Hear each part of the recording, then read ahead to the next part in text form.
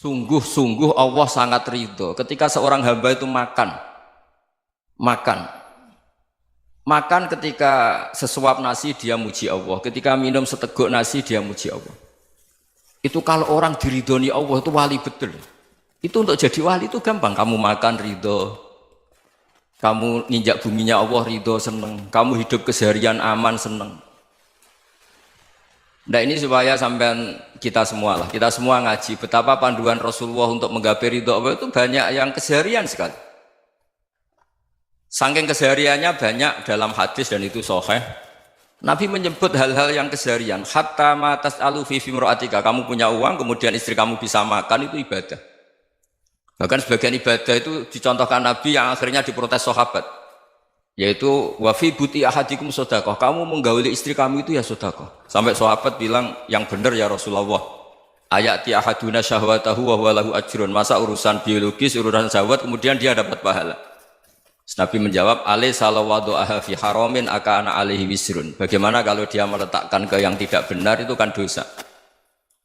Nah, hal-hal seperti ini yang saya ingin teman-teman semua.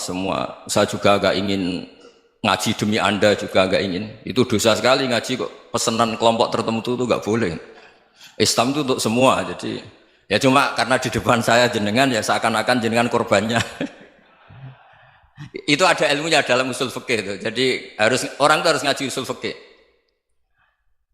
Nama yang disebut, mungkin Mas Sufyan masih ingat zaman ngaji usul fikih. Nama yang disebut itu tidak jaminan sebagai prioritas perintah. Jadi misalnya gini, kebetulan yang di depan Nabi itu Abu Dzar. Nabi ya bilang, ya Abu Dzarin ini uhibbuka misalnya, atau ya Mu'ad ini uhibbuka, atau ya Abu Hurairah ini uhibbuka misalnya.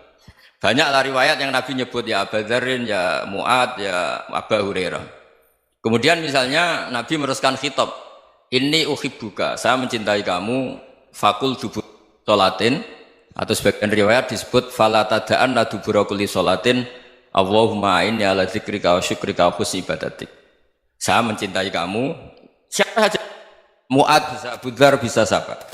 Saya mencintai kamu, mohon kalau habis sholat kamu jangan lupa wiridan Allahumma a'inni ala dzikrika wa syukrika wa husni ibadatik. Ya Allah, tolong kami permudah supaya mudah ingat engkau. Anda tidak bisa mentang-mentang, wong nama saya Parmin, nama saya Purnomo, itu yang diperintahkan Mu'ad misalnya. Jadi yang disebut satu, tapi khitab itu untuk siapa saja. Saya teruskan. Jadi saya mohon semua kita melakukan kebaikan itu kalau dalam kaidah fikih disebut al yakin la yuzalu bisyak. Banyak kebaikan yang kebenarannya itu 100%. Tidak punya efek samping ke pihak lain, ke kelompok lain, ke komunitas lain.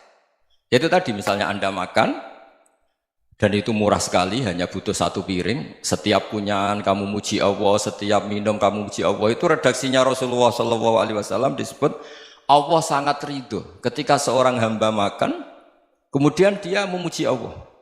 Atau minum, kemudian dia muji Allah. Logikanya gampang, negara seperti ini yang kamu harapkan bentuknya kayak apa, mertua, ipar, komunitas, tetangga, itu nyata terjadi itu kan belum pasti. Sementara yang mesti terjadi adalah kamu butuh makan, kalau tidak mati. Butuh minum, kalau tidak mati. Butuh bumi yang nyaman ditempati, kalau tidak kita juga mati. Sebab itu Allah kalau menyebut nikmatnya itu hal-hal yang keseharian. Alladzi at'amahum min ju'. Allah itu siapa? Allah itu yang menciptakan kamu bisa makan. Tidak berlebihan, Allah itu yang menciptakan kondisi sosial itu ideal. Zaman Nabi itu ya ada orang munafik. Orang-orang pilihan Allah itu juga diuji orang sekelilingnya yang macam-macam. Semua diuji sesuai konteks zaman dan waktu.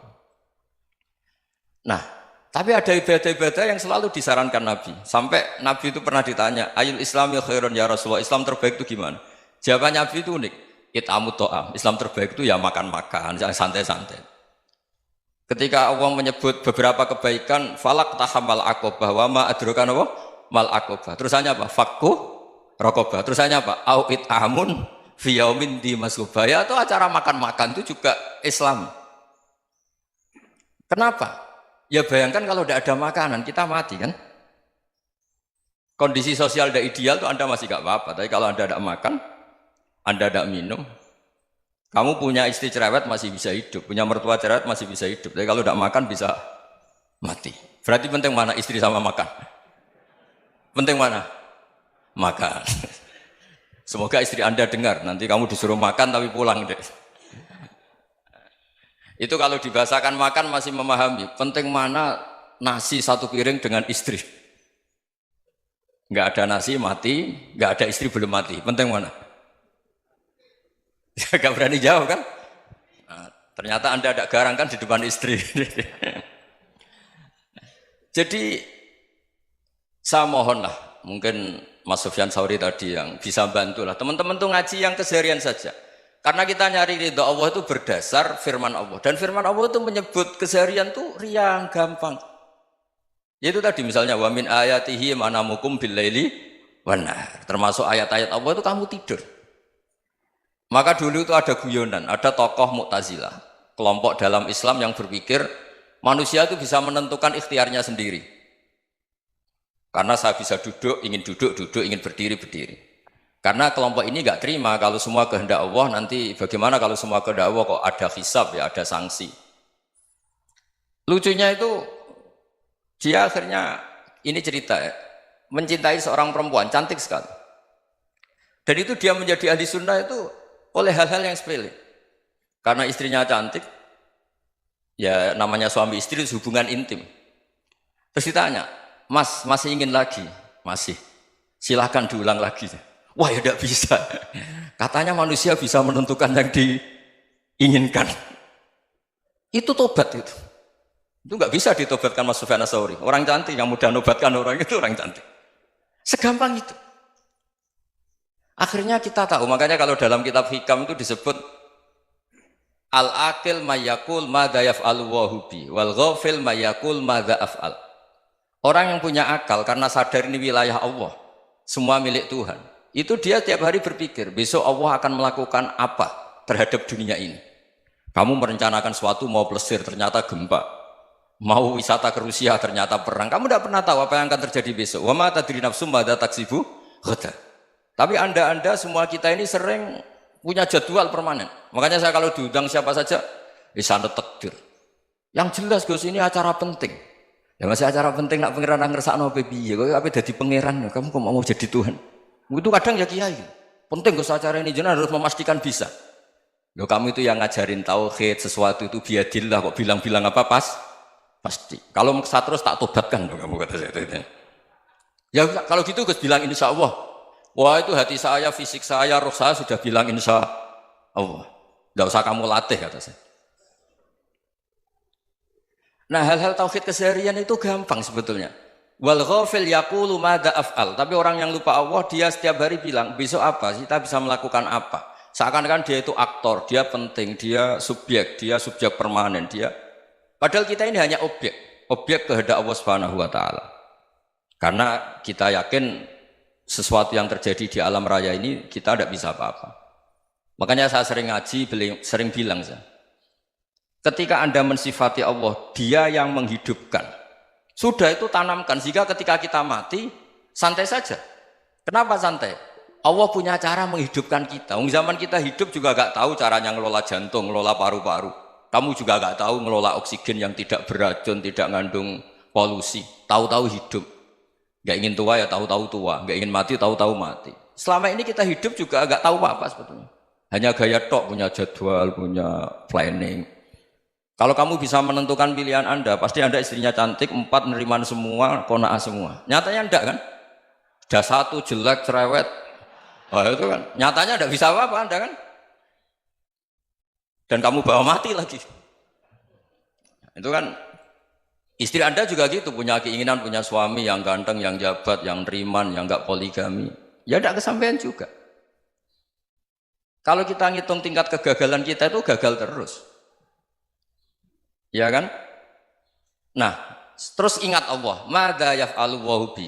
Orang yang punya akal selalu berpikir Allah itu menghendaki apa terhadap saya. Lalu sama-sama orang melihat orang yang serius. Itu kata Anda itu pemikir berat, serius. Senang punya tokoh yang merengut tuh, karena kamu anggap serius. Tapi sebagian orang anggap orang yang serius itu wong merengut, wong masam, wong muka kok ditekuk. Jadi sama Itu hati, ya muqallibal qulub tsabbit qalbi ala dini. Karena kita nggak tahu cara berpikir kita tentang orang lain, tentang sekeliling kita. Misalnya kita orang baik yang jenis ngurmat fakir miskin. Ada orang bangun masjid mewah itu janggal. Apa artinya masjid mewah kalau banyak orang kelaparan? Tapi kalau yang jenis pendidikan apa artinya masjid mewah kalau tidak bisa ngaji? Nanti yang jenis infrastruktur apa artinya ini kalau semuanya punya sudut pandang yang berbeda-beda. Dan Islam mengapresiasi semua kebaikan. Tapi katakan semua kebaikan itu adalah kehendak Allah Subhanahu wa taala. Karena apapun baik Anda itu pakai fasilitas yang diberikan oleh Allah Subhanahu wa taala. Sehingga ini yang disebut qulillah tsumadarhum fi khawdihim yal'abun. Ya kembali tadi ke tema-tema bahwa keseharian Anda ini sudah Islami. Saat Anda tidak bisa melakukan apa saja. Saya sering ada jenazah, biasanya kalau tetangga meninggal saya sering disuruh ngelepas. Saya bilang orang ini baik karena sering ngelamun di rumah, sering nganggur di rumah. Ditanya sama anaknya, kenapa Gus nganggur baik? Ya kalau dia nganggur artinya juga agak berbuat sesuatu yang maksiat kan? Ya kan? Orang nganggur di rumahnya ya tidak bunuh orang, tidak maling, tidak korupsi, ya namanya nganggur di rumah. Lah cuma istri cara pandang nganggur gak menghasilkan uang itu. Tapi juga gak menghasilkan kriminal kan? Jadi sebenarnya Islam itu makanya kalau sampai ngaji usul fikih itu ada kitab usul fikih namanya Lubul Usul, itu terkenal sekali di pesantren itu. Itu kalau ngapresiasi keseharian itu luar biasa. Izma min mubahin illa wa yatahaqqaqu bihi tarku haramimma. Karena keseharian yang mubah saat Anda lakukan itu ada kehebatan yang luar biasa, yaitu meninggalkan haram. Makanya dulu banyak orang-orang alim ketemu temannya itu guyon sampai semalaman. Itu biasanya yang semangat Islam itu kiai kok tidak tahajud, kiai kok tidak witir. Orang yang sedang mapan uangnya banyak, malam itu tidak kelayaban itu sudah luar biasa. Melawan nafsu supaya tidak maksiat itu sudah luar biasa. Supaya lupa guyon sama temannya semalaman sampai subuh. Gejlok-gejlokan ngenang zaman miskin, zaman kuliah nggak jelas, zaman apa.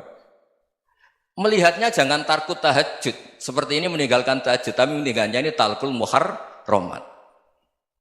Jadi kayak apa hebatnya? Sehingga Imam Ghazali punya riwayat yang agak unik. Hatta takuna ibadatu akhiri hadil ummah iku an-naum. Sehingga suatu saat ibadah terbaik umat ini itu tidur. Itu kan riwayat kontroversi. Ketika Imam Ghazali tanya, kenapa iya? Kenapa kamu mulai keluar dari rumah itu sudah banyak maksiat? Melihat perempuan yang enggak mahram, melihat fenomena. Tapi kalau kamu tidur itu enggak melihat apa-apa. Tapi juga kamu jangan menganggap tidur itu ibadah betul. Saatnya melakukan fardhu ain malah masih tidur. Tapi itu sudut pandang yang menjadikan kita Islam itu gampang. Jadi saat Anda tidak bisa aktivitas apa-apa, misalnya ada beberapa orang yang lumpuh. Lumpuh itu memang nggak bisa Jumatan, nggak bisa ibadah, tapi dia juga nggak bisa maksiat. Tidur itu memang Anda saat itu tidak bisa tahajud, tidak bisa witir, tapi saat itu ada zina, ada maling, tidak gosipkan orang, tidak bully orang, tidak menanamkan kebencian, tidak hasud. Sehingga tidur menurut Allah Ta'ala wa min ayatihi manamukum billaili apa? Wan-nahar. Karena di tidur itu selain ada unsur istirahat, jaga kestamina, juga ada unsur meninggalkan beberapa keburukan. Nah saya mohon ibadah yang keseharian ini kita jaga. Supaya kita semua baca ayat itu fasih. Fasih itu tertanam di hati. Allah itu siapa? Alladzi at'amahum min ju'i wa amanahum min khauf. Dan Allah kalau cerita di Quran itu anna subabnal ma'a subba thumma syaqaqnal ardon wa syaqqa fa'ambatna fiha habba wa inaba wa qadba wa zaituna wa nakhla wa hadaika hulba. Kamu tahu saya ini siapa, kata Allah.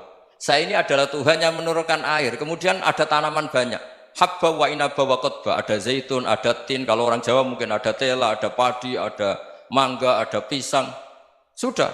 Wa inaba wa zaituna wa nakhla wa hadaika hulba. Ada perkebunan yang lebat. Tujuannya apa? Mata Allahkum, silahkan kamu pakai, kamu nikmati. Tapi karena kadang kita ini punya ide-ide besar. Tadi untuk syukur saja nunggu punya istri riman, rumah baik, tetangga baik, komunitas baik, semuanya baik baru syukur. Lama-lama nanti ada di surga, syukurnya nunggu surga paling kelas A. Itu sudah ada yang menghuni Rasulullah, kamu nggak boleh di situ. Masa untuk syukur saja? Repotnya Masya Allah.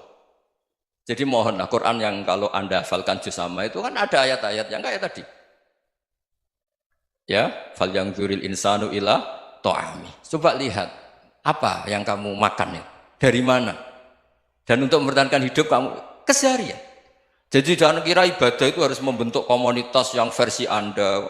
Ibadah itu harus yang hal yang mulu-mulu. Kesehariannya Anda alami. Loh ini saya tidak bikin-bikin. Saya ngaji bukan karena berdasar pesanan. Itu ayat yang saya bacakan betul ada ayatnya kan. Fal yang dzuril insanu ila tu'ami anna sababnal ma'a sabba thumma syaqqaqnal ardo syaqqa fa ambasna fiha habba wa inaba wa qadba wa zaituna wa nakhla wa hada'iqa ghulba. Terusannya apa? Mata'al lakum, silakan kamu nikmati. Mata itu silakan kamu nikmati. Ya kayak sampean dikasih hidangan ya makan. Ya sudah makan, habis makan ya minum, habis itu ngantuk ya tidur. Ya sudah normal-normal saja. Kayak apa indahnya Islam? Tapi Anda mencari Islam yang gimana lagi? Nah itu yang diajarkan guru-guru kita, diajarkan sanad kita sampai Wali Songo, sampai Rasulullah SAW. Bahwa pada akhirnya ada jihad, ada perang. Itu dulu memang perang, bukan membunuh, beda. Dulu kita dijajah Belanda ya perang, dan itu normal karena kita dijajah. Jadi ketika orang lain ingin baik sama kita, wa in ahadum minal musyrikin astajaruka ya fa'jirhu hatta yasma'a kalam Allah. Kalau mereka ingin baik ya kita baik. Makanya ada istilah musta'man, mu'ahad. Kalau mereka ingin damai, berdampingan dengan kemajmukan ya itu yang lebih baik. Karena memang Islam menghormati proses perdamaian. Wa in janahu lis-salmi ya fajnah lah. Kalau ingin damai ya kita harus